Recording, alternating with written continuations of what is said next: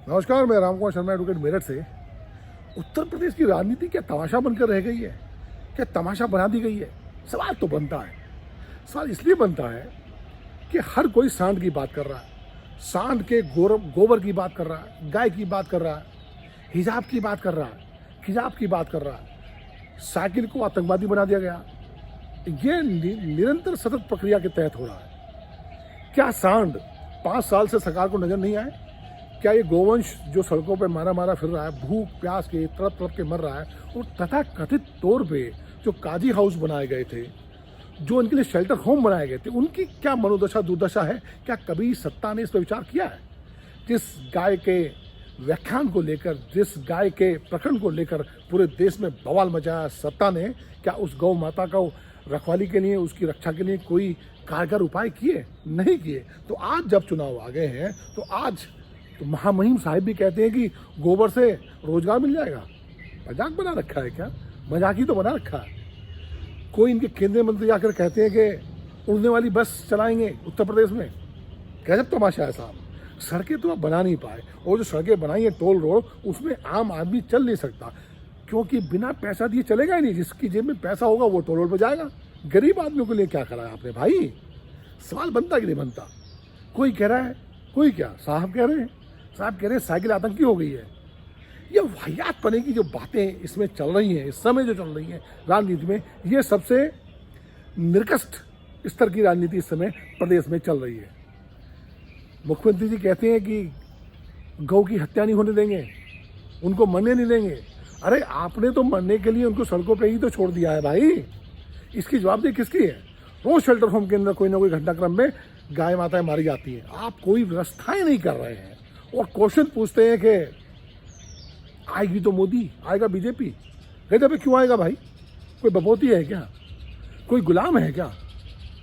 या गुलाम बना दिए गए हैं? मानसिक तौर पे आप गुलाम बनाने के लिए प्रयास कर रहे थे, लेकिन पब्लिक ने, यूपी की जनता ने हृदय परिवर्तन कर लिया। आप परिवर्तित हो चुके हैं।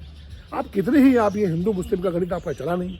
प्रथम चरण के चुनाव में आप लगभग सफाया होने जा रहा है, ऐसा प्रतीत होता है, ऐसा गणित कह रहा है। दूसरे दौर में भी कहीं स्टैंड नहीं कर रहे हैं, तीसरे दौर भी आप जबरदस्त तौर पे हारते नजर आ रहे हैं।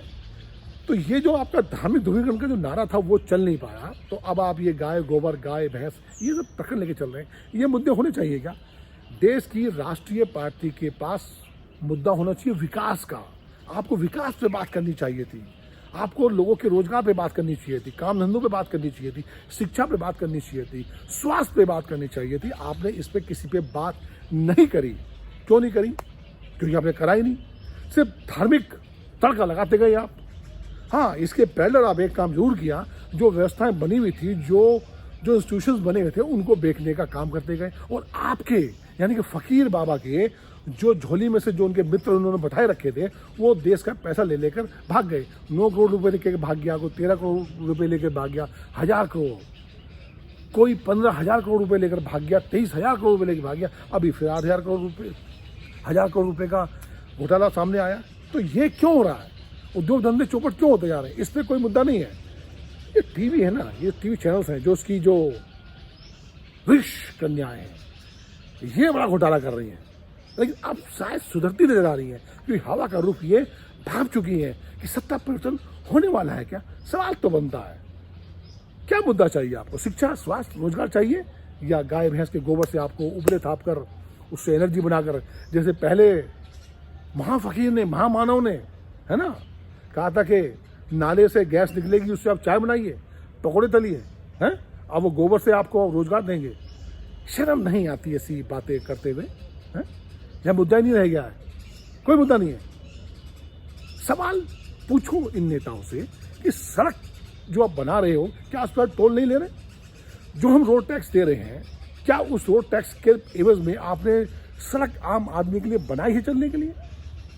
आप विकास की बात करें, सड़क से जोड़ देते हैं, लेकिन सड़क पे चलेगा कौन? जिसमें पैसा होगा। जिसपे पैसा है उसको कहीं कोई दिक्कत नहीं है भाई। लेकिन गरीब और आम आदमी तो मारा जा रहा है ना। क्यों नहीं बात करते? आपने सिलेंडर जो है 900 रुपये कर दिया है, इस पर कोई बात नहीं है। अब महंगाई, कड़वा तेल, इस पर कोई चर्चा होती है क्या? गर्मी निकाल देंगे, सर्दी बना देंगे, शिमला बना देंगे।